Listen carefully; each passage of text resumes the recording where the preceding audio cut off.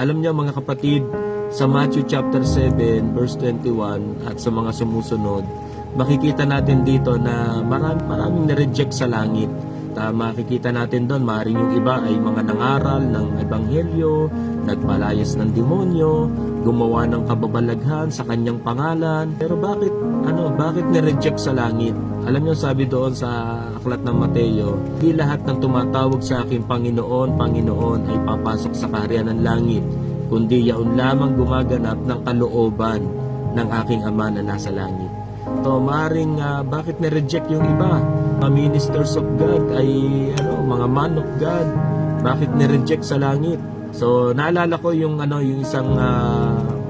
isang kwento ng isang magulang na nagbilin sa kanyang anak.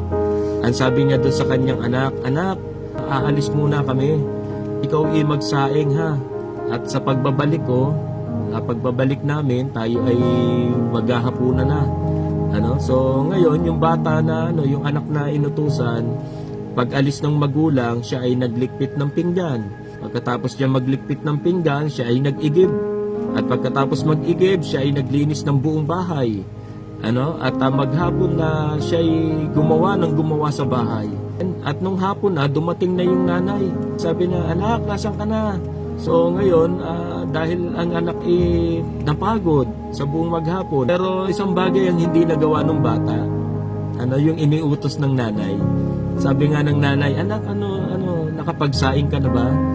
So sabi ng anak, "Naku po nanay, nalimutan ko. At pinagsasaing nyo nga pala ako." So sabi ng nanay, "Naku, bakit mo nalimutan? Sa sobrang sipag mo, yung inuutos ko sa iyo, hindi mo nagawa." So ito yung nangyayari mga kapatid Kaya bakit maraming ministers of God sa Matthew chapter 7 na reject sa langit, napakasipag naman. Humahayo, nag-iebanghelyo, nangangaral, nagpapalayas ng demonyo. Pero bakit ni-reject sa langit? Kasi yung pinagagawa ng Panginoon hindi talaga natumbok. Amen? Yung kalooban ng Diyos. Amen? Kahit gaano pala tayo kasipag sa paggawa, na nakikinig ka sa devotion araw-araw, sumisimba linggo-linggo, pero kung hindi natin nagagawa talaga yung kalooban ng Diyos, ay rejected pa rin pala tayo sa langit. So ano ba yung pinagagawa ng Diyos sa atin? Sundin ang kalooban ng Panginoon. Amen po ba? So gawa tayo ng gawa, hindi naman pala yun yung pinagagawa sa atin ng Panginoon. Isang bagay ang nakita ko rito mga kapatid, marami tayong ginagawang kaabalahan sa paglilingkod sa Panginoon, pero maaaring yung inuutos natin ng Panginoon na mahalin ang iyong kapwa, nagagawa mo ba? At baka mamaya dahil nga marami kang sama ng loob sa mga kapatid sa Panginoon, binubuhos mo na lang ang lahat sa paggawa, sa paglilingkod sa Panginoon. Pero yung mahalin ang iyong kapwa, hindi mo talaga nagagawa.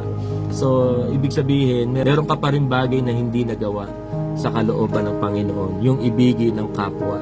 So kaya purihin ang Panginoon. Kaya mga kapatid, kailangan tiyak po tayo, nagagawa po natin yung kalooban ng Diyos, upang sa ganon, pagdating ng Panginoon ay hindi tayo i-reject sa langit, kundi maririnig natin sa bibig ng Panginoon, "Well done, thy good and faithful servant." So kaya purihin ang Panginoon at pinagpalang morning sa ating lahat. To God be the glory.